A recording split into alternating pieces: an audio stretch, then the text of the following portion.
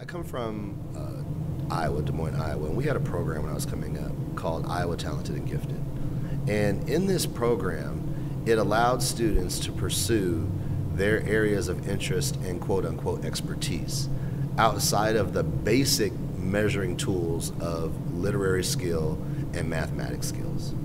We had kids in there who were C students, but genius artists. They don't have those programs much anymore. So for me, I think that Gear Week becomes a small component to being able to do something like that.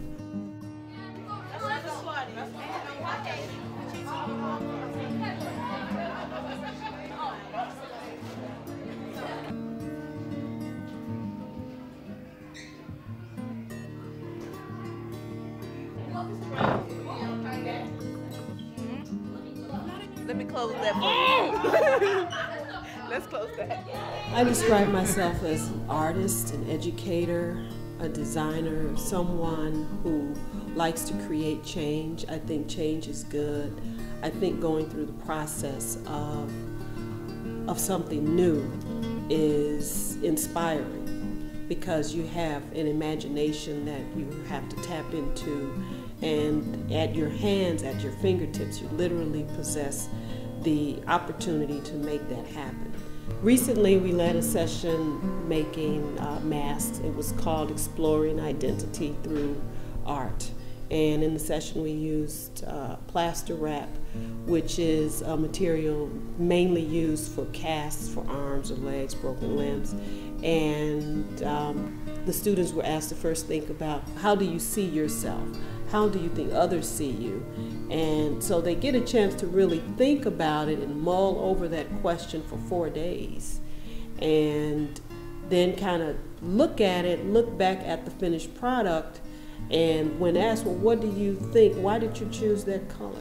So I thought that was really good, and it kind of lets me know that these types of activities involve more than just a creative activity with students. It gives them a chance to think about and be someone whom they aspire to be at some later point in their life. Everybody here is talking about acting, so let me ask you a question by show of hands. What is good acting? How do you know it's good? Starts with a C. Confident. Confident. Confident. C-O-N-V. Confident. Convincing.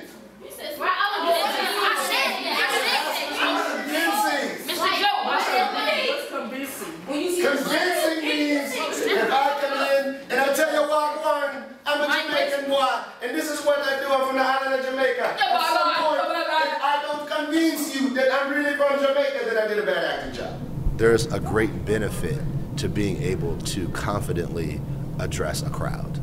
And I try to tell young people that I don't care what profession you're in, there's going to come a point where you're going to have to get up and speak and say something. Okay? So I'm going to call out some situations, and I want you to take the time to actually act out how you think that situation looks in your mind. Okay? Are you ready? We've all just focused in on the math and reading, and we're losing the Aretha Franklins, the Amadeus, the next Bach, the next Michelangelo. You know, are we letting them slip through because we're not recognizing their unique gift? Angel, you're waiting for the bus. It's 45 minutes late and you're cold. Oh, heck no. I'm not finna stand outside and it's really cold. They got me bad. I'm complaining when I get there, bro. I'm not going for all that. Y'all got me out here. It's real cold and I'm finna get sick. No, that's dead. That's really dead. Is she convincing? Yeah. Okay, all right, give her a round of applause. And so the idea with dramatic interpretive acting was I wanted it to be a little more appealing to the young people, but at the end of the day, I really just wanted them to experience this notion of being able to pretend to be somebody else or act something out. When you go into the class you're interested in, it's a whole different sense of purpose, and it manifests itself in a whole different level of effectiveness by the time you get to the end. And that's the beauty of those types of things for me.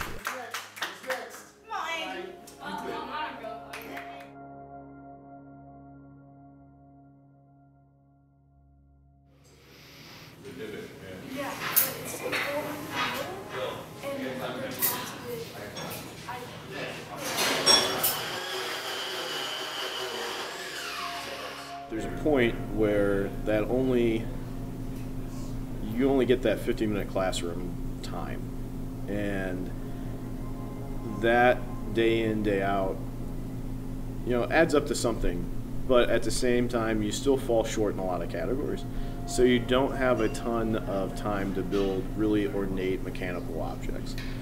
That's where robotics kicks, like the first robotics competition kind of kicks in, and they have other platforms as well, so FTC and Lego and stuff for the different age groups. But here's an opportunity for students to really be able to say, I've built something almost entirely from scratch. So we designed it, we built it, we drove it at competitions, and we competed against other high schools.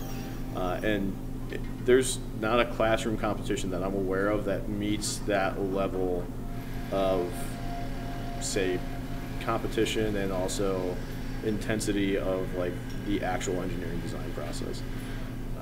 They can take something and build it and then show it off to people and say, look at what I made. And they take those skills that they learn in the classroom in the tech ed and the engineering classes, and then what they are able to do is kind of expand upon that and use their own creativity where they couldn't necessarily do that in a traditional classroom.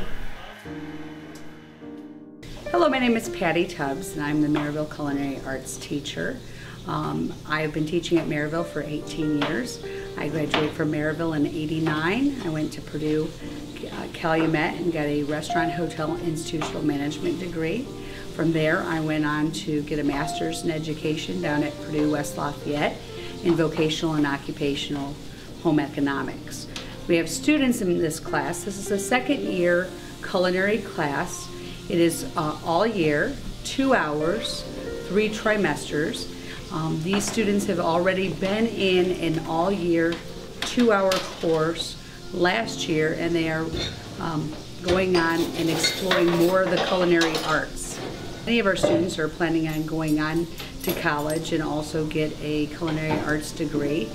The students at Maryville have the opportunity to sign up for 3 different introductory classes to culinary arts, and then we have the 2 professional classes. The students are earning credit in nutrition, basic food theory, food safety and sanitation, as well as baking and breakfast foods. Many of my students do well academically. However, if they were only kept to a strictly math, science, social studies, and PE schedule, they would probably not do as well after high school as they will be able to do if they're staying in culinary arts by having a more well-rounded education. Students in my class do get to work on those business skills of a resume, searching other careers and occupations, as well as being able to work on math, converting recipes, as well as being able to measure and make different kinds of conversions as well.